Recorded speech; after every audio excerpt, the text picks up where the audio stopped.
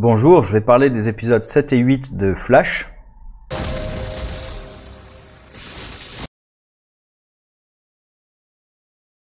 Je vais donc prendre les épisodes dans l'ordre. L'épisode 7, honnêtement, il se passe pas grand chose dans l'épisode. Au début, j'avais eu très peur qu'ils nous fassent un coup de...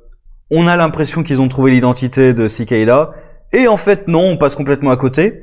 Parce qu'en plus, Flash peut utiliser sa super vitesse pour entrer dans la chambre d'hôpital, voir ce qui s'y passe, fouiller dans les documents et tout, et ressortir. S'il l'avait fait, il aurait vu Cicada. Il le fait pas. Mais heureusement, à la fin de l'épisode, l'équipe, encore par une action proactive de Sherlock d'ailleurs, réussit à découvrir l'identité secrète de Cicada. Donc, voilà, j'ai eu un peu peur au début de l'épisode, mais c'est bon, c'est rattrapé par la fin de l'épisode. En plus, c'est un épisode un peu thème Thanksgiving, vu que ça tourne autour de la famille, qui parle un peu de la fête. Et littéralement, ils utilisent la fête comme élément scénaristique. C'est pas juste un thème, c'est utilisé comme élément scénaristique, ça j'aime bien. Sinon, l'épisode, donc, il y a le Freak of the Week avec la Weather Witch, il me semble, la fille de Weather Wizard, qui veut le tuer. Alors ça, personnellement, j'avais compris dès le départ qu'elle était pas là pour le libérer, mais pour le tuer. Hein. Le côté, voilà, tu m'as abandonné, machin et tout, je me venge en te tuant. J'en étais absolument convaincu, et c'est bien ce qui se passe. À côté de ça, il y a quelques trucs humoristiques qui étaient sympas avec Sherlock qui réussit à démolir l'esprit de Thanksgiving chez Cisco et Caitlin.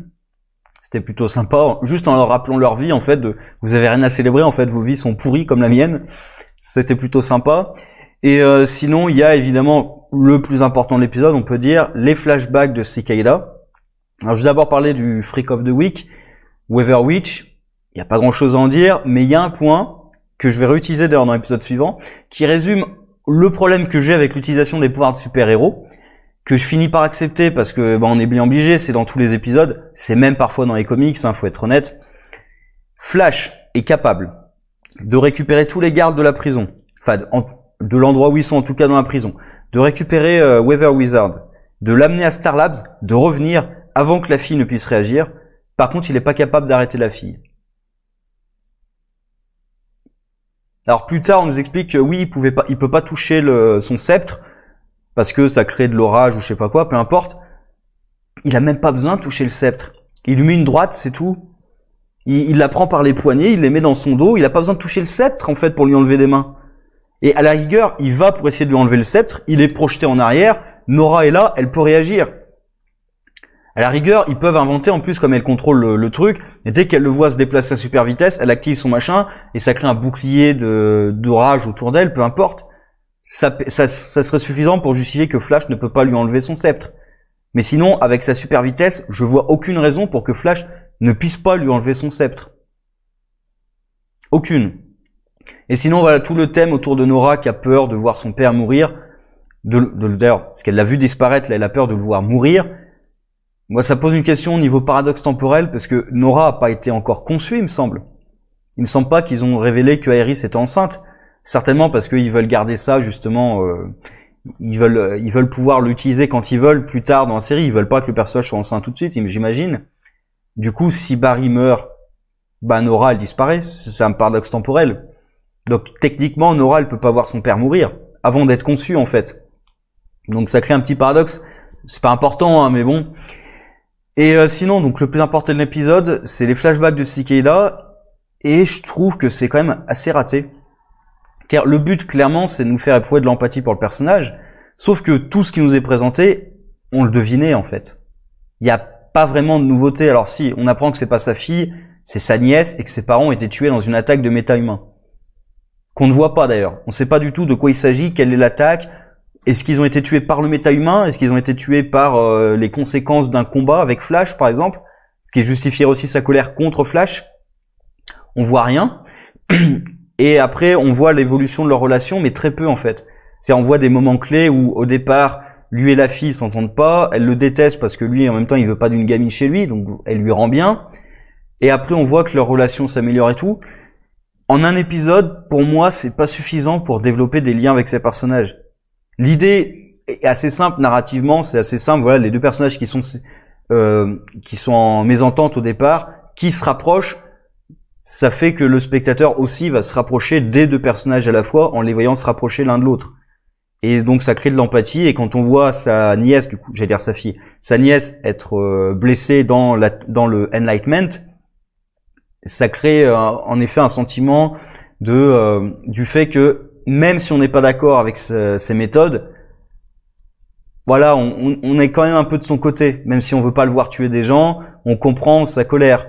Sauf pour moi, voilà, ils auraient dû placer ces flashbacks dans d'autres épisodes et avoir peut-être un point culminant dans celui-ci, parce que là, pour moi c'est trop rapide en fait, c'est juste ça. Si on voit trop peu d'éléments, je m'attache pas vraiment en fait à la relation père-fille, même si c'est pas sa fille, mais peu importe, c'est une relation père-fille qu'on essaie de nous montrer. Bah voilà, il y a rien de nouveau dans ces flashbacks, il y a absolument rien de nouveau. On s'attendait à tout ce qu'il allait y avoir. Le seul petit mystère, c'était comment est-ce que sa nièce s'était retrouvée dans le coma. Bah en fait, elle s'est retrouvée dans le coma quand lui a gagné ses pouvoirs. Ça aurait pu être un autre méta-humain qui l'avait blessé avant la nuit de l'Enlightenment, et lors de cette nuit-là, il obtient ses pouvoirs, et du coup il obtient la capacité de se venger. Ça aurait pu être un truc. Non.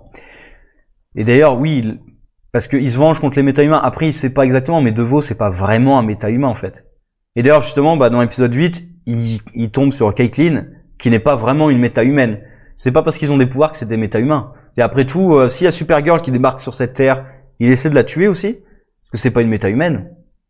Donc d'ailleurs, c'est tout con. Il y a un moyen tout bête d'arrêter Cicada, je viens d'y penser, parce qu'ils ont Caitlyn, vous appelez Supergirl. En plus, il y a l'épisode Elseworlds, là. Vous appelez Supergirl. Elle lévite au-dessus de la ville, elle utilise sa vision à rayon X, elle le repère, elle le chope, c'est fini. Parce que son machin, il marche pas contre elle. Je me demande même si elle pourrait pas détruire son arme. Franchement, je pense qu'elle le pourrait. Mais bon, hein, on va accepter que les univers sont séparés et que jamais ils vont penser à appeler Supergirl pour régler leurs problèmes. Sinon, l'épisode 8, donc le 100e épisode de la série Flash, bah là, j'ai plutôt aimé en plus ce qu'ils ont fait pour le 100e épisode. L'équipe qui, encore une fois, est proactive, cherche un moyen d'arrêter Cicada, et pour arrêter son arme, ils pensent à les récupérer dans le temps, plein de petits éléments à réunir, et ensuite à les placer dans l'hôpital, avant le combat contre Cicada, pour qu'il soit présent quand ils vont affronter Cicada. Et rien que ça, ce côté voyage temporel et tout, d'ailleurs, c'est exactement le genre de choses que j'aimerais voir dans les Legends, que je ne vois pas. Les Legends, ils passent leur temps à bousiller le continuum espace-temps, à bousiller la réalité et tout. Là, ils ont une mission à travers le temps, et justement, leur mission implique de ne pas se faire repérer, de rester discret, de pas modifier le continuum, etc., etc. Et ça permet évidemment de revoir les grands ennemis de la série. Alors, pas forcément tous, mais voilà, puisqu'on va dans 3 époques différentes. Ce qui crée aussi des interactions plutôt sympas, surtout entre Nora et Zoom. Reverse Flash, mais il y a Zoom juste avant, mais il n'y a pas vraiment d'interaction avec Zoom. C'est surtout Nora et Reverse Flash. Dès leurs premières interactions, d'ailleurs, on sent qu'il y a un truc avec Nora et lui. D'ailleurs, dans le présent, oui, on peut dire ça comme ça, Sherlock qui continue à suspecter qu'il y a un truc avec Nora, ce qui laisse du coup tout un arc possible pour la deuxième partie de cette saison, qui est, à mon sens, beaucoup plus intéressant que Cicada, surtout maintenant qu'on connaît son identité. Moi, vraiment, les 2 gros trucs qui m'intéressent, c'est Caitlyn et son père, et tout le truc avec Nora, Reverse Flash et compagnie. Ça m'intéresse bien plus que tout ce qu'il y a avec Cicada. Et du coup, il y a les relations, surtout Barry et Reverse Flash, qui est génial. Enfin, les 2 ensemble dans une pièce, c'est génial. Surtout, je m'attendais tellement quand il a dit le nom de sa fille Nora. Je m'attendais tellement à une réflexion. Je me suis demandé s'ils allaient y aller, si vraiment ils allaient y aller. Et ouais, il sort la réflexion de au moins il t'en reste une, Nora. C'est tellement horrible de sa part. C'est le salaud, quoi. Mais voilà, mais c'est génial leurs interactions ensemble. Et par contre, ce qui me dérange un petit peu, c'est à la fin, ils ont un super plan. Enfin, super. Ils auraient peut-être eu un meilleur plan, mais pour le 100e épisode, pour justifier qu'on voit des séquences d'anciennes saisons, le plan est très bien. Et à la fin, il échoue parce qu'ils sont complètement cons.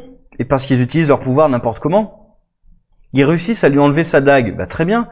Et Cisco, il l'envoie dans l'espace. Il peut pas l'envoyer sur une terre parallèle. Parce que là, c'est foutu pour Cicada. Tu l'envoies sur une terre parallèle, c'est bon, c'est marre. Gagné. Mais non, il faut l'envoyer dans l'espace. Et bon, Cicada, évidemment, il est capable de récupérer sa dague depuis l'espace parce qu'il est overcheat. Et Flash, qui peut littéralement, j'allais dire, il peut se déplacer, il peut littéralement arrêter le temps quand il se déplace avec son flash time. Donc, il pourrait arriver sur Cicada, le mettre KO. Déjà tout con, mais quand tu le cognes, tu le laisses pas se relever. Tu continues à le cogner jusqu'à ce qu'il soit KO. Même, j'ai envie de dire, tu prévois un sédatif. Parce que tu sais pas s'il a des pouvoirs ou quoi que ce soit. Tu prévois un sédatif. Et hop, tu le shootes et c'est fini. Même si sa dague est dans l'espace, c'est fini. Il peut plus s'en servir. Et non, on attend qu'il se relève. Mais t'as envie de dire, mais Flash, on te dit qu'il est en train de récupérer sa dague. Tu fonces dessus avec ta super vitesse. Tu le défonces. Non, je vais attendre de voir ce qui se passe. Même Flash, à la rigueur, tu le prends, tu l'emmènes dans le passé. Où sa dague n'existe pas, par exemple. Enfin, je veux dire, il y a une infinité de possibilités pour l'équipe, pour l'arrêter. Aucun ne le fait. Pourquoi? Bah, parce que pour le scénario, c'est pratique qu'ils s'en sortent. Sauf que c'est pas logique. Leur plan aurait dû marcher. C'est ça qui est un peu chiant, c'est que leur plan aurait dû marcher. Il suffisait que Cisco balance sa dague ailleurs que dans l'espace, sur notre planète. Même que Flash, à la rigueur, l'emmène dans le futur. Il y a plein de possibilités de se débarrasser de cette dague, ou de se débarrasser de Cicada, le mettre KO, le neutraliser avec un sédatif ou un truc comme ça. Il y a plein de choses possibles, imaginables, et ils les font pas parce qu'il faut que Cicada puisse s'enfuir. Et en plus, mon problème, c'est que maintenant qu'on connaît son identité, qu'est-ce qu'il y a d'intéressant à faire avec lui, en fait? Il va juste continuer à tuer et l'équipe veut l'arrêter. Ils doivent trouver un moyen de l'arrêter. Maintenant, bah, ils en avaient déjà trouvé un. Maintenant, ils ont Caitlyn qui n'est pas affectée par les pouvoirs de la dague, ce qui est logique d'ailleurs pour le coup, parce que la dague est liée à la matière noire, elle non. Donc c'est tout à fait logique que les pouvoirs fonctionnent pas. Donc j'imagine que c'est Caitlyn qui va affronter Cicada. Après voilà, je vois. On peut raconter des trucs maintenant avec lui encore, mais là ils auraient dû pouvoir l'arrêter en fait. Et surtout, moi, ce qui m'intéresse le plus, comme j'ai dit, c'est l'arc avec Nora. Peut-être Caitlyn et son père, voir, après ils peuvent le rater complètement, mais voir ce que ça va donner. Mais l'arc avec Nora, qui est plus ou moins le disciple, on va dire, de Reverse Flash, parce que clairement, c'est lui qui lui a révélé qu'elle avait des pouvoirs. Clairement, je vois pas qui d'autre. C'est lui-même qui lui a dit d'aller à tel moment dans le temps, etc. Je pense même que c'est lui qui lui a donné le plan, parce qu'elle déchiffre le journal au fur et à mesure.